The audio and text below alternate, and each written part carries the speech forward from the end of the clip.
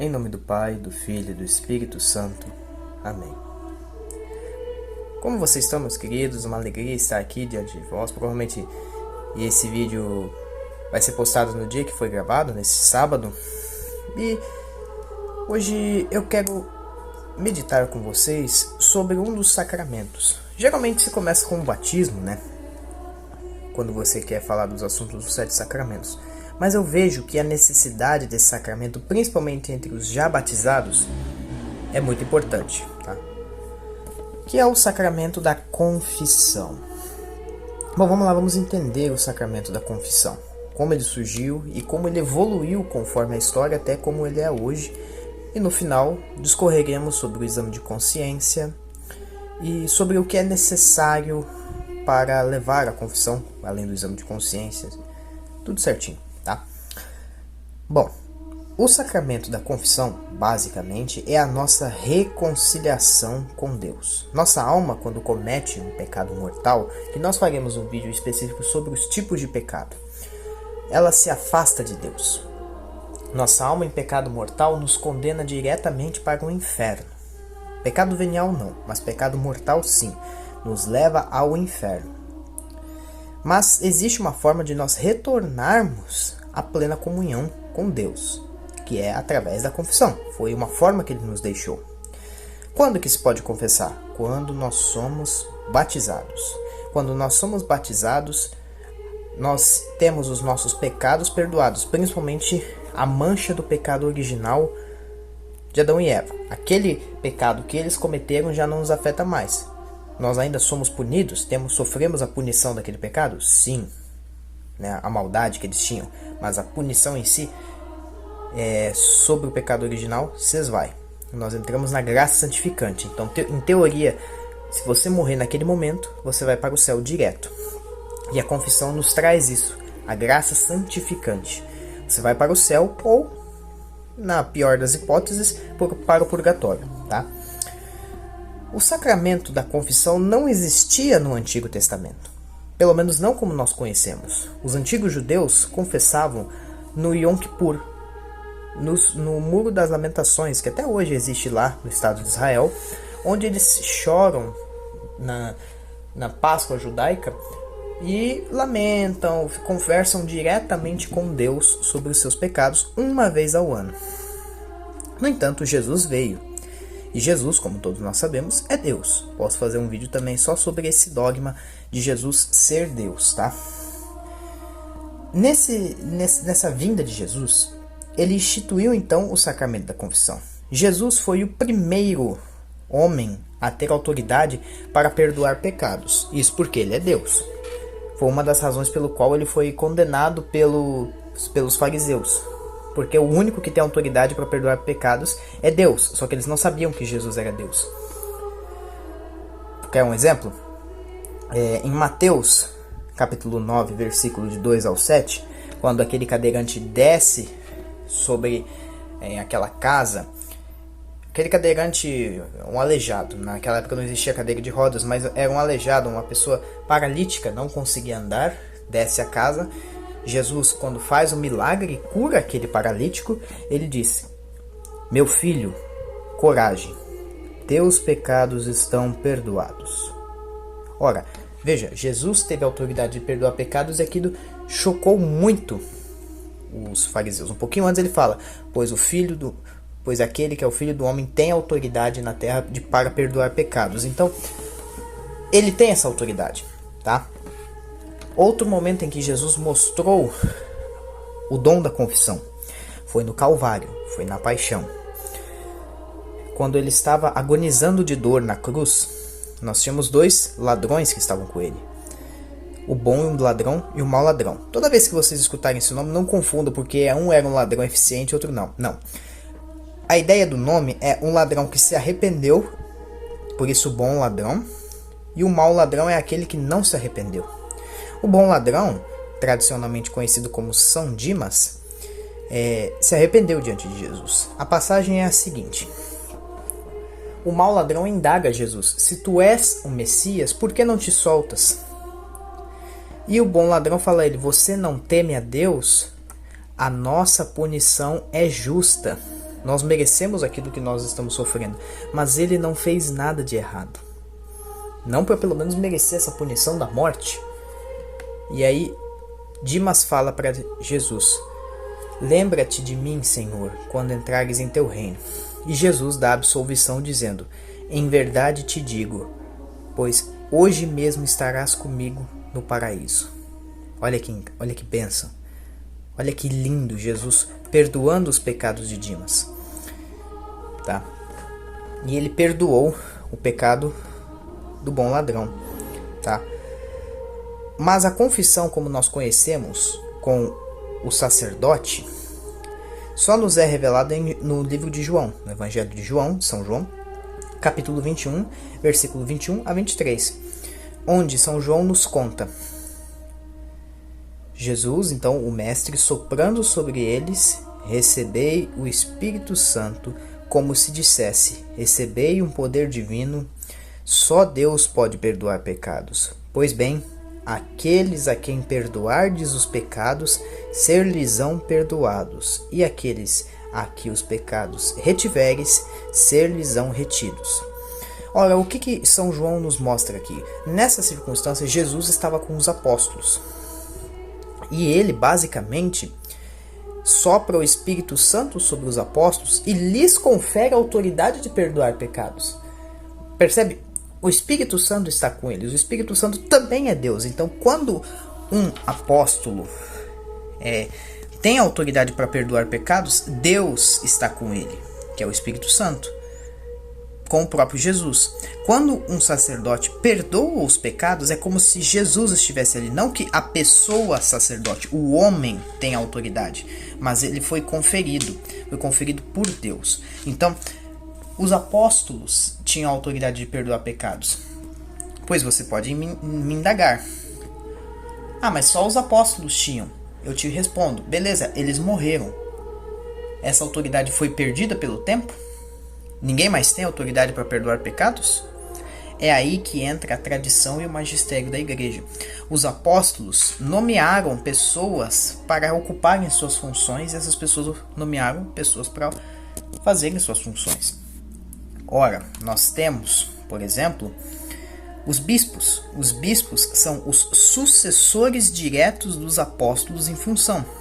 Os bispos nomearam sacerdotes. Sacerdotes têm a mesma função do bispo, os mesmos, vamos dizer, atribuições, poderes, entre aspas, porém, numa escala menor. E o diácono do padre, do presbítero, também numa escala menor. Ele não consagra e não perdoa pecados. O padre, ele pode consagrar o pão e o vinho, perdoar pecados, mas ele não pode ordenar ninguém. Já o bispo consegue ordenar. Percebe? Ah, mas quem ordenou aquele bispo? Isso se chama genealogia episcopal. Se você pegar qualquer bispo verdadeiramente católico, não vale-se de seita afastada, seita protestante, cismático, e voltar no tempo. Eu vou dar um exemplo. O bispo fulano de tal foi nomeado pelo ciclano, e esse ciclano foi nomeado pelo beltrano. Quando você volta nesses bispos, inevitavelmente você vai chegar nos apóstolos, e os apóstolos foram nomeados por Jesus. Então, isso é a sucessão apostólica. Esse poder da confissão está nos sacerdotes a partir do padre. Mas ela também mudou conforme a história. As primeiras confissões, elas são diferentes do que nós estamos acostumados. Nós estamos acostumados com a confissão tete a tete, com o padre, mas as primeiras confissões eram públicas. Eram públicas e eram feitas direto com o bispo no começo. O bispo então dava penitência, geralmente eram penitências que duravam 1 ano. Na Idade Média, por exemplo, ainda nós temos as ordens dos penitentes na Espanha, que basicamente é uma ordem composta de leigos que usam capuz que inspiraram a Ku Klux Klan. Mas aquele capuz significou envergonhado, que está arrependido e quer se esconder porque cometeu pecado. A Ku Klux Klan que deturpou o ensinamento católico, tá? Mas isso é a ordem dos penitentes. E os pecados eram públicos, tinham muito sofrimento, penitência, como vocês viram nos vídeos das indulgências, as pessoas ficavam de joelho, se ajoelhavam, iam na missa, faziam coisas muito graves mesmo, porque eram tratadas como se fossem o pior tipo de gente, até os pecados serem totalmente perdoados, a indulgência.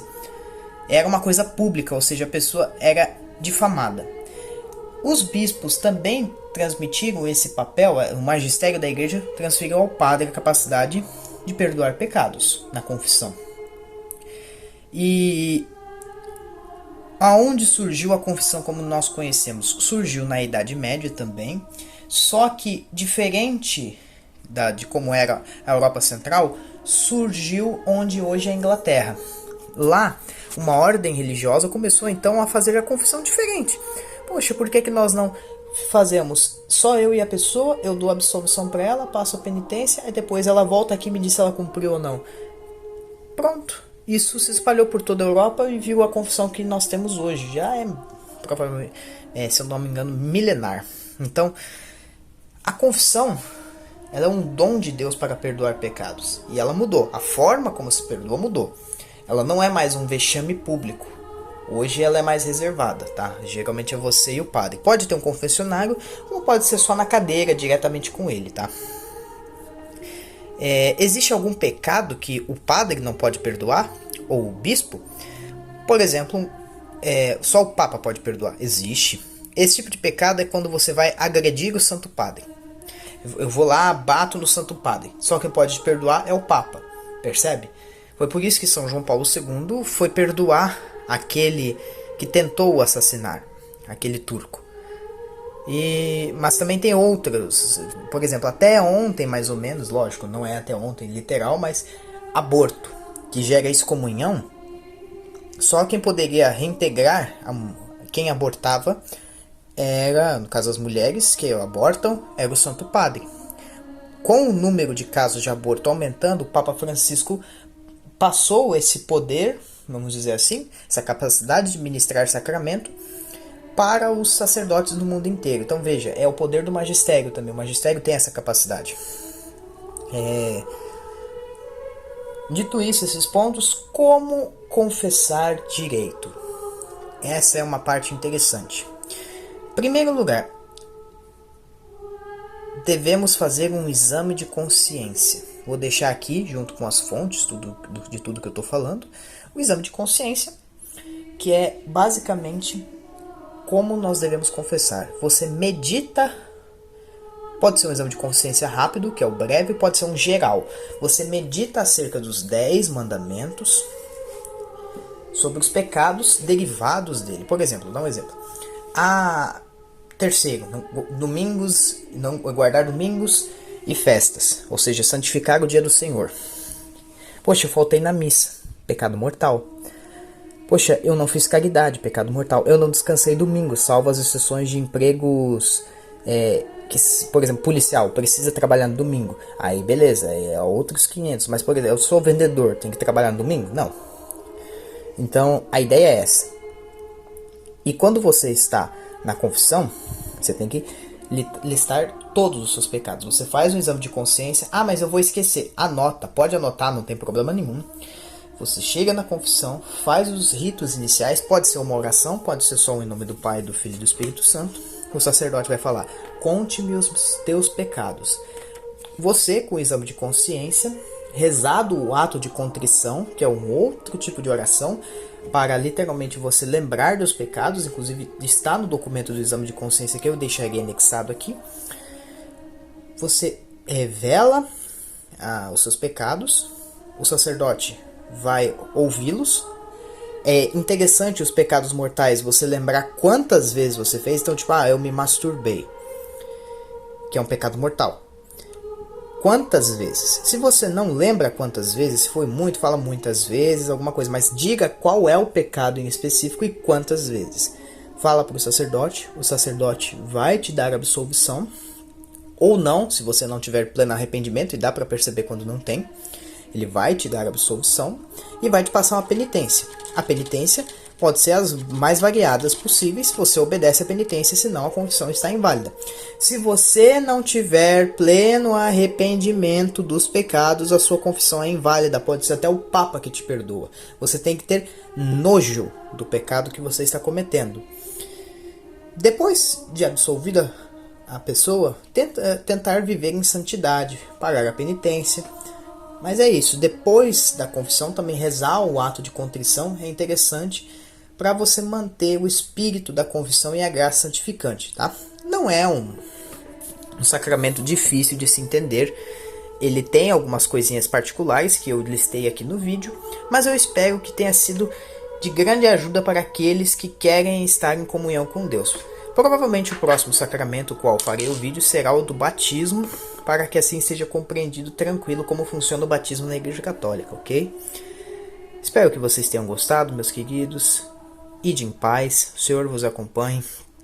Que Nossa Senhora, sempre Virgem, derrame seu manto sagrado sobre cada um de vós. Em nome do Pai, do Filho e do Espírito Santo. Amém.